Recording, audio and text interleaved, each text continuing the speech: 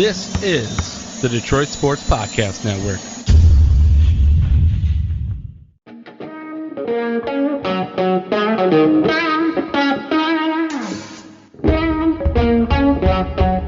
The biggest icon in podcasting.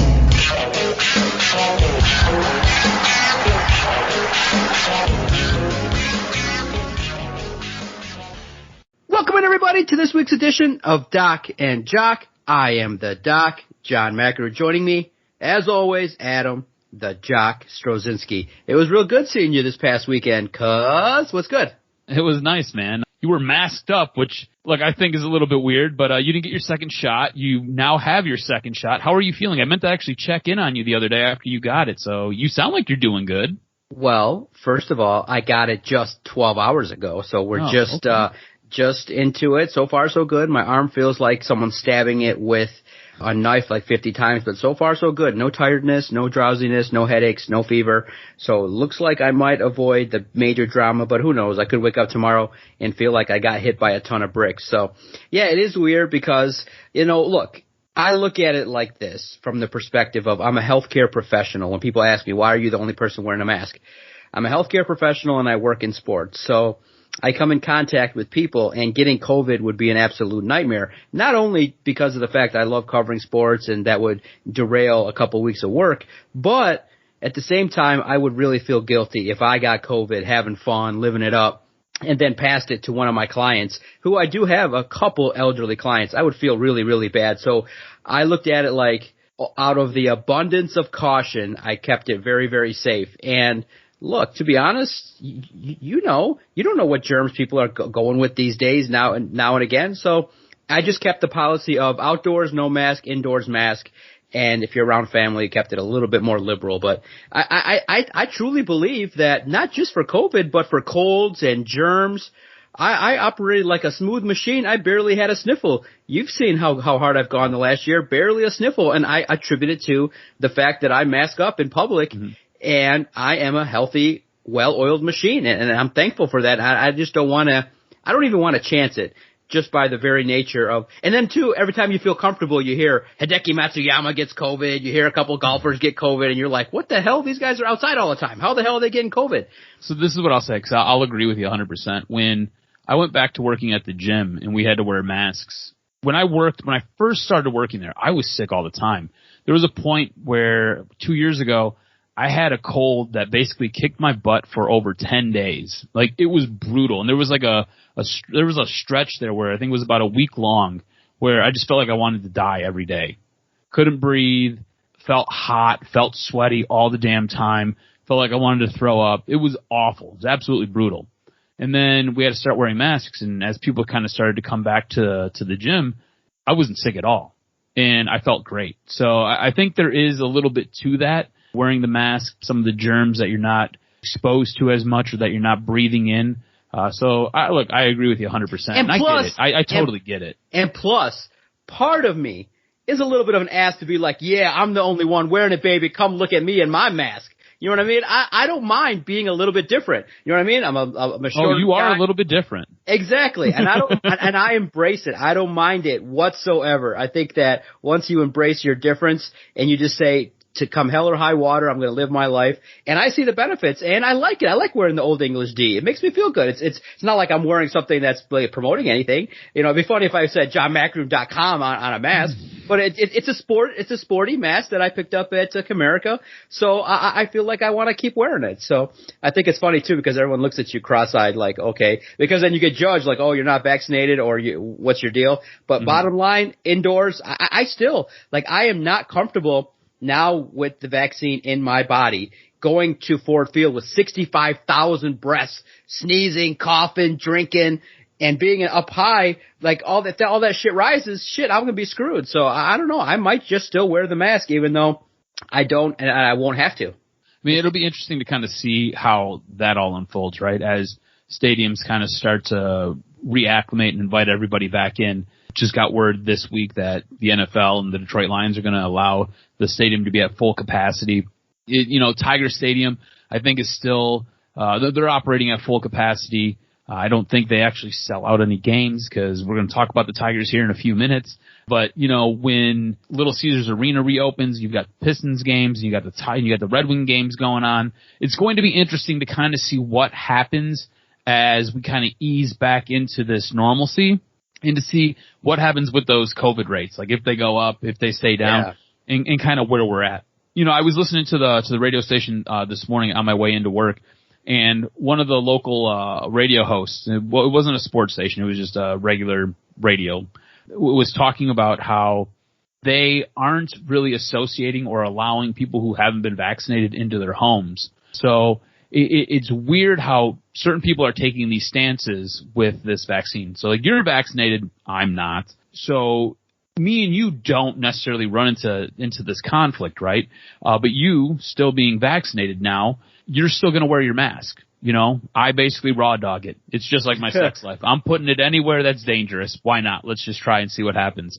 So it's interesting to kind of see how people, one, react to it, two, how they operate in their space or in their sphere of humanity. And then now that we're getting basically brought back together with sporting events, you got Lions games coming up shortly. That basically leads its way into the hockey and the basketball season.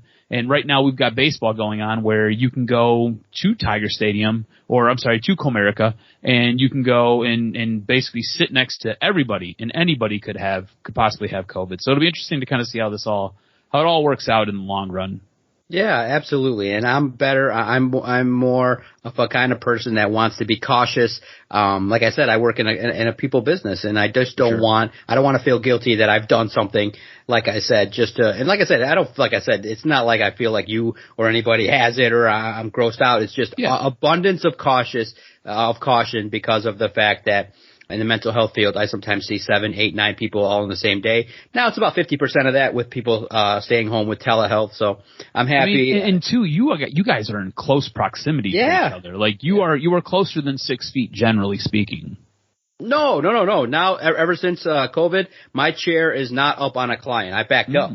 Up. No, the chair, if you see the office, the chair is by the door and the client's on the couch. So it used to be maybe 9 feet. Now they're like 11, 12 feet away. Yeah, okay. Even the clients. Space. Yeah, stay away from me, baby, because if you get in that no-fly zone, you might be experiencing some things. Nice. Look at you. So, listen, this was one of the wildest weeks of sports debates that have been there, and this is what makes podcasting fun, is that the fan base really got into a couple debates this week, and we're here to be all about it, to weigh in. And I loved it. I love the fans revolting against General Manager Al Avila because they know. Everybody that watches baseball will tell you, can you name the last high school pitcher that really came out and was dominant, that handled their business? No. The Tigers even tried it with Matt Manning, and he's still Matt Manning's not that guy? No, Matt Manning's not that guy. You've seen it. And then you didn't need someone to do in-depth research, but someone did.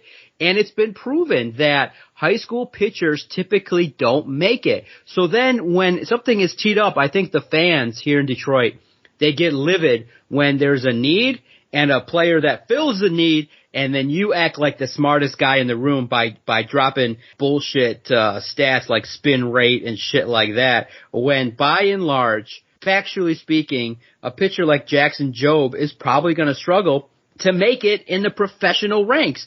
And nobody, I think, that was passionate about the Tigers, that wanted them to win, was happy with that pick because of the fact that we're all tired of waiting. You've been rebuilding for darn near 4 or 5 seasons, and you had a player that was ready-made in a couple years, at least at a position. And you have, like, the Tigers have obviously made a commitment to bolster their pitching, and they spent a ton of draft picks this year. And I understand Mayer is a player that was ranked number 1, and he may not he's going to take time to develop. But bottom line is this organization has not committed to drafting solid, amazing positional players across the board with high picks. Another pitcher, and I think the fans went apeshit. They were calling for Al Avila's head. It was so rampant that I even had to write from a Lions site about it because it was so ridiculous, and the fans were so fervent. They were on it, and they were hot. And you can check out SIO Lions to see some of the reaction on our Al Avila blog. But it was rampant. They were not happy. Now, give the kid credit. I mean, he does have stuff. He's got mechanics. He's got the ability. But bottom line, the scared Tigers fans are nervous that he could blow out his arm. The fact that we got to wait 3 to 4 years. And probably bottom longer line, than that. Yeah, high school pitchers take darn near forever. That it just makes it really tough when you had a player like Mayer or even another pitcher from Vanderbilt that everybody was raving about, that they said, okay, you want to take a pitcher? Take someone that's actually a little bit closer to getting to the big leagues to help you now, because the fan base is telling you we're about to check out, dude. You just got swept by Minnesota, and we're pissed at the play on the diamond.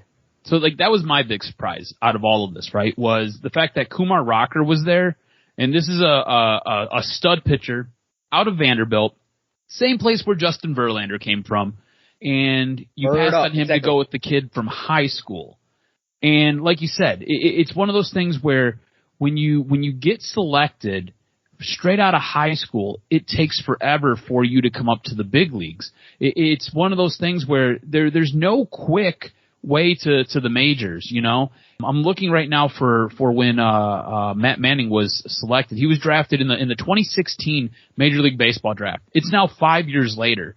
So and what we're talking about here, and he stinks. Yeah, and what we're talking about here is you really won't know what this kid is for another 5, maybe 6 years. Like, look, Matt Manning might be able to turn it around. It might be worth something. We don't really know. Look, he just made his debut this season, so let's pump the brakes on he stinks. But what I'm saying is you have a guy who is coming straight out of college and completely dominated the college ranks, and you chose to go with the high school pitcher. That's a ton of pressure on this kid, whether he realizes it or not. On top of that, you do have positions of need. Like, there is no shortstop in this system. At least there's no shortstop in this system that's worth a damn. So unless you're moving somebody over to out of position to play a position that they haven't played before, I'm not really sure what you're doing or what you're looking at when there's a guy who looks like he's ready-made. Now, you can draft positional players straight out of high school. That works. Mike Trout, anybody? Mike Trout, anybody? Somebody? Anybody? Nobody. Okay, cool. Mike Trout was a dude who was drafted straight out of high school, and it worked out. You can do that with high school positional players. Pitchers, it's a little bit more risky, and I'm not 100% sure what Al Avila was thinking here. I mean, maybe he knows something we don't. Maybe he is a genius. But the thing is, the jury's going to be out on Al Avila for at least the next 5 years. You're not going to know what we have in this kid until probably 2026, maybe 2027. Let that sink in. The Tigers are in a position right now where they're working on their rebuild, and they're trying to basically put this team together and restructure this team. And I think we both have agreed that what you have in a head coach with AJ Hinch, he basically takes chicken shit and makes chicken salad out of it. Give the guy some pieces. Give him somebody he can utilize in the next 2, maybe 3 years when this team's kind of ramped up and ready to win. Instead, you got a guy that you're going to have to wait for at least double that time. And I think that's the one thing that drew the ire of the fans and really pissed them off. And I think for me, the thing that really shocked me the most was how pissed off the fan base really was. Now, when it comes to baseball, nobody really knows what you have in your minor league system. Like, unless you're watching a lot of Erie ball or you're watching a lot of Toledo Mud Hens baseball, you don't really know what any of these guys are doing. Or unless you're following their stats and watching their games online, you don't really know what the hell's down there. Nobody really knows anything until they kind of come up to the big leagues. Then you watch them hit a couple baseballs, and you're like, oh, my God, these guys are the second coming of Babe Ruth. And then a week later, they're sent back down because they've done nothing but strike out because now there's some tape on them. So it's weird to me that the fans were this upset about it, and I understand, but I think it goes to show you that Detroit fans are paying attention to this team. Detroit fans are watching, and Detroit fans realize that there's no shortstop coming to save this ball club anytime soon. And unless you're going out and paying a fortune for somebody next year, they're not going to be here. I think they're tired of watching this makeshift Band-Aid baseball, and they want some pieces. Because it felt good when this team was on a little bit of a win streak. When this team was ripping off a couple of wins and winning a couple of series, it felt good. And they're next thing you know, everybody's talking, hey, Could this team possibly be at 500 by the time the All-Star break ends and we're getting ready to move into the second half of the season? Like, that was the conversation no longer than a week ago. Now you fast forward after the All-Star break, and you fast forward after the Major League draft, and we're just kind of like, seems a little bit like the same old Tigers, no longer the same old Lions, but the same old Tigers, which is weird to say. Absolutely. And I think that part of it obviously was the frustration of getting swept, blowing 2-4-0 leads, seeing the bullpen implode, and then wondering, okay, the Tigers have invested in Alex Faedo, Matt Manning, and so many, Kyle Funkhauser, and you realize how many arms are they going to really bring to the organization when you have such a need at shortstop, and you've just had this hodgepodge playing the position, and Zach Short is obviously not going to be the guy. Yeah, he could be the stopgap. Yeah, he can fill in here and there, but nobody views him as the number one shortstop in the future. So here's the problem, cuz obviously, and everybody obviously at the base level sees the ranking, and Mayer was ranked number one, right? And then you see how it played out where Pittsburgh is cheap, and they take a catcher because they didn't want to pay what Mayer was going to cost. And then you have the number 3 pick with the opportunity to pick the number 1 rated player on a lot of people's boards. So when people see that, they get frustrated. And there was a misconception that the Tigers were being cheap when, look, it was pretty much straightforward and it was laid out. And I highlighted it in the article as well, that the Tigers have $14 million to play with across the board. And yeah, they're not going to, really unload on Jackson Jobe and give him a boatload of money because they wanted to allocate it for the rest of the draft. But it's not like they went cheap. It's just they went with analytics. And so to look at it from the other perspective, who's in charge sitting in the dugout that loves analytics? That name is Mr. A.J. Hinch. And he's looking at spin rates. He was consulted. So that's where I kind of was mad because of the odds that high school pitchers make it. But by and large, anybody that's drafted potentially is going to be a long shot to make it. So while I was initially heated, my stance was, you know what? I'm just waiting to see when Chris Ilitch opens the checkbook, who gets the dollars first. Is it another pitcher? Is it a position player? Is it going to be somebody that's going to contribute to this team? Because basically, if this organization is thinking that this fan base is going to be patient for a decade, they got another thing coming. I mean, draft night, in essence, if Jackson Jobe had to walk across the stage, he would have been treated like he was in Philadelphia. They bombarded. Go check out the Tigers' Twitter. They bombarded it with, fire Avila, this is disgusting, this is terrible, why not take Mayer or Kumar? Everybody that looked at it said that the Tigers may be past, and I think we've been burned too much. That's all. That's the reason why everyone is mad is in football and other sports, especially basketball. Now that we're watching the finals with Devin Booker lighting it up, and the Pistons are still in a rebuild. We've been burned by poor general managers, and the consensus is that Al Avila is not doing his job properly. So his trust factor is low, but it doesn't preclude me from taking a wait and see approach. I think Jackson Jobe has a real chance to develop. I liked their shortstop who they drafted in the second round at number 39. And I said to myself, okay, you know what? Let's give it time. Let's see how this develops because, yeah, the Tigers stink, but this is just year one of A.J. Hinch. If he can go in there and put on his suit and say, hey, get me my guys, I think this will turn around a little bit faster. But, man, if you're asking these fans to be patient and you're passing up on number 1 picks, Mayer better not be a shortstop like Derek Jeter when he finally makes his debut because people are getting pissed, especially with Casey Mize, too, because the Kansas City pitcher has been out there doing some stuff, Brady Singer. But I think Casey Mize now, with our opportunity to see him, has started to turn some heads with his propensity to get guys out. So just be patient. I know it's hard, guys. I know you're walking and you're like, where was the fire from Doc? Well, one, I'm vaccinated, so let's see if they kill my if they've killed my juice. If this has been from the government, because this was the NFL that forced me. They could have been like, you know what, that guy was on fire. Let's just cool him down with some tired serum. But we'll see. I'll fight it, guys, and we'll be the first ones to tell you if this is bullshit.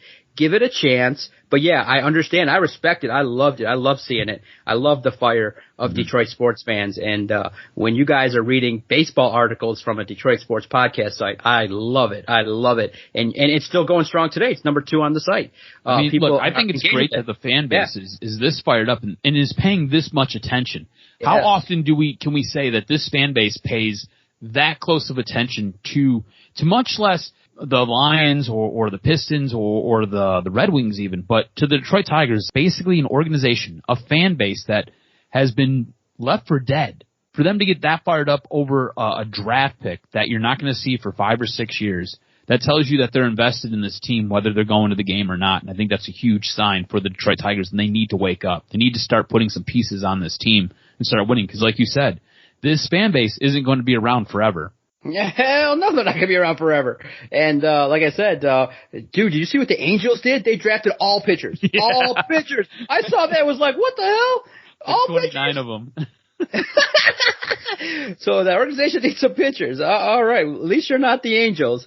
My God, I will say this. You think they're willing to trade some of their positional players for pitchers? I know an organization that's got a bunch of pitchers. Absolutely. Before we switch our attention to football, I am jumping on the bandwagon of hating the All-Star Game uniforms. They were hideous. They were so bad. I'm a traditionalist. I don't care if you call me old and a fuddy-duddy. I loved it when they wore baseball jerseys with each individual logo on it. Seeing that ugly color display was gross. It was just a turnoff. And after the home run derby and after reading what the uniforms looked like after peeking for a couple minutes, I saw Soto pitch, and that was it for me. I was turned off. I didn't like it at all. I like to see the tradition of the game, you know, when they pan and they're all lining up for the national anthem, to see all the different Major League Baseball uniforms. It has that's tradition. To go away from it for that, at least, hell no, thumbs down. It was a good game. AL just dominates again. You know, they've only lost once in a decade, so it's anticlimactic. I'm glad that the winner doesn't get a home field advantage in the World Series, because that was embarrassing. But all in all, All-Star Weekend just kind of came and went. It barely hit my radar. Barely. Yeah, I didn't tune in for the All-Star Game, to be honest with you. I'm looking at these unis right now, and they look like T-shirts that I might have wore in the late 90s, early 2000s, to be honest with you. Absolutely. But I'm not a huge fan of these. Absolutely. See, and it's just, I'm waiting for a good decision to take place from one of these organizations. And the interviews were cool that they did, but Joe Buck kind of drew the ire of fans when people were like, stop asking what pitch is next. They just got annoyed with it. So yeah, it barely caught my radar as I was resting and things like that. So let's turn our attention to the team that everybody's going to be paying attention to, because in 2 weeks, it's 2 weeks, and I will be fully vaccinated day 1 of training camp. It's going to be different, guys. To let you know, I'll fill you in here, a little bit of tidbit. There won't be Zoom meetings, I don't believe, for Dan Campbell. I do not believe it's going to be Zoom. So they will be probably televised, but we're going to see the man in person, and so that's going to be sweet. I'm going to get to look him eye to eye and ask him direct, pointed questions that you, the fans of Detroit, want answered, and that's my commitment to being out there, is the voice of the fan and the voice of people. I don't have to do any public relations. I'm just going to ask what's on my brain and what you guys want to know about. And what happens is, in the off season, it's just about lists and rankings and lists and rankings and rankings and lists. And they're great because it just spurs debate. And it just basically, you know that feeling when you have a ball teed up so good that you're just going to crush it. Seeing Matthew Stafford ranked 6, I think just was like, yes, thank you ESPN, thank you coaches, you just gave me content for the site, the podcast, debates with friends. Matthew Stafford is not the 6th best quarterback in the entire National Football League just because he went to the Los Angeles Rams. Just because you guys opened your eyes and saw and blinked and saw him move out to L.A. doesn't make him a shiny new toy. My God, that's an overreaction. He was number 10. Itself feels like it, right? He was number 10 last year. He should be number 10 this year. So it right away, I took a short and sweet stance. I wrote an article. Matthew Stafford's overrated. And that's my opinion. It's not news to anybody that follows us. I just felt like, in general, talking about Matthew Stafford in that kind of caliber, like, oh my God, look at the throws, look at the arms. he's a 13-year vet. He should be at least doing something. He's not the 6th best quarterback, and I think the reason is people put him there was because of the respect factor. And simply put, that they never really watched total games of Matthew Stafford to see all his mistakes and blemishes. Just because you can throw a football and have a big arm doesn't make you a complete winning quarterback. So in my mind, he should have stayed at number 10, and to see him at number 6 was just purely laughable, at the highest level of hilarity. It's so weird to me that how changing a uniform makes you a better quarterback. Like, this is the same guy who a couple years ago played with a broken back, same guy who a couple years ago was, in the top 5 for interceptions, same guy who has broken down year after year after year after year, same guy who has done nothing in the playoffs, same guy who had a Hall of Fame wide receiver and wasn't able to do anything with him, same guy who basically, at least from the outward perspective, didn't demand more from the organization. Instead, the organization said, hey, this is what we're doing. He was like, yeah, sure, I'm a yes man. So it's really weird to me to see him going from, and look, generally when we talk about him being somewhere in that mid-third tier, to now catapult him up into that upper echelon to be basically the next guy right outside of possibly being an elite quarterback. This is the guy who's on the cusp of being an elite quarterback. Why? Because he can throw sidearm and he can throw from different arm angles. If you've been paying attention, he's been doing that his entire career.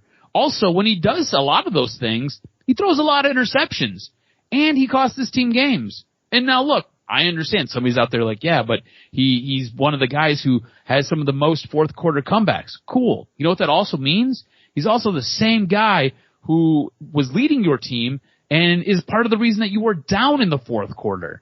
So to me, it blows me away that this guy just switches uniforms, moves out to the West Coast, and all of a sudden he gets elevated up almost 10 spots on a quarterback ranking list. It's bonkers to me, man. It's absolutely insane. I don't get it. It doesn't make any sense.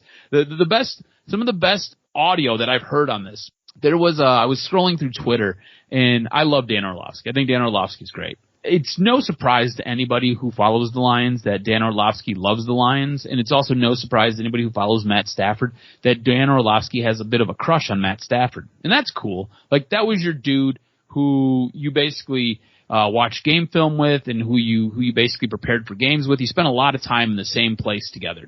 I get it. It's cool. Dan Orlovsky was talking to I think it was Pat McAfee, or it was Pat McAfee's producer, who's a huge Lions fan. I don't remember his name off the top of my head. Anyways, one day they were watching film, and Dan Orlovsky points out to Matt Stafford, he was like, the 9-yard curl route's wide open. Why would you throw that pass into that collapsing window? And basically Matt Stafford ended up threading a needle on a pass.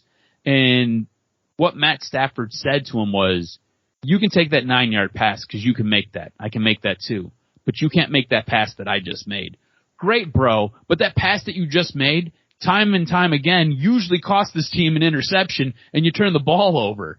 It goes to show the ego on this guy. Like, get out of your own way. Take the easy check down because it's there. You get the first down, you keep things moving. Instead, you try to fucking squeeze a ball into a window that is smaller than a freaking teacup, and sometimes it works, a lot of times it doesn't. And that a lot of times hurt this organization and hurt this team. And it's going to be interesting to see how he is, if he is a bit of a different quarterback under the tutelage of Sean McVay, or what McVay does if he just kind of allows him to go out there and have that gunslinger mentality that everybody kind of praised but always kind of got him in trouble. It's going to be interesting, but it blows my mind that he's up to number 6. Like understand what that means. He is on the outside of elite. At what point have we ever used the word elite with Matt Stafford? Even if you're a Matt Stafford worshiper, when have you ever used the word elite with Matt Stafford? Yeah, it's unbelievable. And then automatically you go to the other side. All of a sudden, Jared Goff goes from a Super Bowl appearing quarterback to number 26 in the league. Just because he was traded, I think he's definitely underrated. Now, not drastically. You could make the fair argument that he could be number 20, 21, but 26 through 30th, that's just totally unfair. And I think it's a Detroit bias that they include the teams that they're playing for and their potential when you look at it from the perspective of what the Lions are going to do to protect him. They gave him an offensive line. They basically gave him a run game. So there should be the opportunity for Jared Goff to perform. So I feel like there's a major bias against Jared Goff to put him at 26, and I think that rightfully so, he should take a ding because of the fact that Sean McVay traded him, and I think that definitely opens up a lot of people's criticisms of him. But I still think he's a quarterback that can get you wins if you build around him, a game manager. Not 26. That's just way too low. Yeah, like that doesn't make any sense to me, right? This is a guy who's played in a Super Bowl. This is a guy who has won playoff games. This is a guy who's basically been to the mountaintop. Might not have won, but has been to the mountaintop. And just because his coach throws him underneath a bus because they have a bit of a falling out, all of a sudden he's one of the worst quarterbacks in the league. Like, I don't think either one of us would say Jared Goff's going to be a guy who's going to come in and be a savior of any franchise. I don't think either one of us believe that. I don't think neither one of us would ever say that. But I think we both know what a good quarterback is and know what good football is. And we both understand that Jared Goff has his shortcomings, but to be ranked 26? Like, what are we talking about here? Like, to me, that is a gross underestimation of a player and his abilities, and to be able to go out there and basically move him down this chart or move him down your rankings list just because of the jersey he wears, I think is complete and utter BS. What you do is you do zero analytics. You're not looking at anything besides the color pattern and the logo that's on his helmet and on his jersey. And I think that's cheap, and I think it's unfair for, one, your readers, two, your listeners, and three, the general public that turns to you for information. It's complete and utter BS, if you ask me. I think it's trash. I hope Jared Goff sees that they ranked rookie quarterbacks ahead of him, and he uses it as motivation to get the job done, because that's what's going to take. That is the only thing that can fuel you, is the hate, the disdain that you have for others, and the ability to want to win at the highest levels. And I hope that these poor rankings fuel him, and getting traded. Like he said, he's got a chip on his shoulder. Getting traded is really, outside of rankings, because nobody really in the world of NFL, players and agents, looks at that other than just to kick back a whiskey and go, "Did you see this bullshit?" But getting traded, that's a public diss on someone's ego. That's a public open forum display to say, hey, we want you gone. And basically the narrative has been that the Lions didn't really sign or get Jared Goff. They basically got handed and forced to get him in order to facilitate the trade. Basically like Matthew Stafford was the key prize that the Rams got, and Jared Goff was the throw-in just to get rid of him. So he has to use that as motivation. He has to. If he's got any competitive juice, he's got to come out this year and throw for 4,000 yards, 25 to 35 touchdowns, and limit the turnovers. And that will put you in a position to kind of take a lot of the critics off your back, make people stop calling you the bridge quarterback, and will allow Jared Goff to fulfill some of the potential that he has. And I think that this year he's going to get a pass. I think that the eyes will be on him in terms of turnovers, but right now the expectation is 6 to 8 wins and to try to make some throws. But if you're expecting Matthew Stafford to show up there, I'm sorry, guys. Yes, it is a downgrade, but the Lions are taking a different approach. And make sure you follow our series. I've watched all 12 games now of Dan Campbell coaching the Dolphins via the NFL Game Pass. It's just 45 minutes, play after play after play, taking notes. And there's one thing clear in the first 2 games that were wins. They pounded the hell out of the rock. And Ryan Tannehill looked proficient. He threw the ball well, and it was basically the run set up the pass. And now I can't wait to reveal the 3rd grade, because it was a masterclass, and unfortunately Campbell got taken to school by Bill Belichick. But the first 2 games, the Miami Dolphins lit up the scoreboard, and they played fast. They ran the ball. They pounded the rock. They did a lot of good things. Pay attention. Dan Campbell has a fundamental belief of how to win. It may not be razzle-dazzle and super thrilling, but it could be the football that we've talked about for years on this podcast, and I can't wait to see it potentially with the Lions and Jamal Williams and DeAndre Swift, Jamar Jefferson, the pound the rock strategy to control the game and to make plays late. So I can't wait to see it, man. I cannot wait now. We're 2 weeks away. Make sure you stay here to SIO Lions and Detroit Sports Podcast, where we have an opportunity to break things down at the highest level. And again, thank you. When you guys read shit that I write about golf and the Tigers and shortstops, and you read at that level, it makes it fun to just be like, okay, I don't have to kind of just stick to the Lions. I can branch out and actually cover Detroit sports and give opinions on other stuff, and you guys support it. I was testing it out, and you guys came through like champs, and I'm honored and really humbled that you would take that opportunity at Detroit Podcast to click, debate, hate on us, whatever that you feel the need to do, and it's really, really fun, an opportunity to get invited to promote our podcast and our Lions site. Make sure you follow Adam on Twitter at AdamRSTROZ. Make sure you are listening to the Practice Squad. It's an in-depth look at two very interesting characters, Brendan Riley and Adam Straczynski, talking about their lives. And Brendan, I'm really sorry, bro. I'm sorry you didn't close the deal. I was rooting for you. I was sitting there, got my popcorn. I was like, okay, does Brendan seal the deal? Does he get action? Does he get his dipstick taken care of? And to hear the letdown in Adam's voice was palpable. Practice Squad every Friday. It's a good show, and it's something I enjoy listening to on my walks at work. And the Detroit Sports Podcast Network has been around. We're not going anywhere. We're not pulling a Torrey Petrie and leaving after 7 years saying, oh, I have to leave. I am never leaving. I'm never, as long as they let us cover sports, I'm podcasting forever. Vaccinated, not vaccinated, sick, not sick. As long as I can turn on a microphone, hit record, and tell Adam, where the hell you at? We're going to do this thing at Detroit Podcast. It's fun, and I'm very appreciative of your guys' support. What up, cuz? Any plans for the weekend? Yeah, we'll talk about this off air, but, my mom is taking me someplace. I don't know where she's taking me, so. I can tell you, I know. I talked to your mom. I know. Oh, did you? I talked to your mom was great. Your family talking to him was so fun, talking to Henry and your family. It was so fun to catch up, and it felt good to just be around people again. So I know where you're going.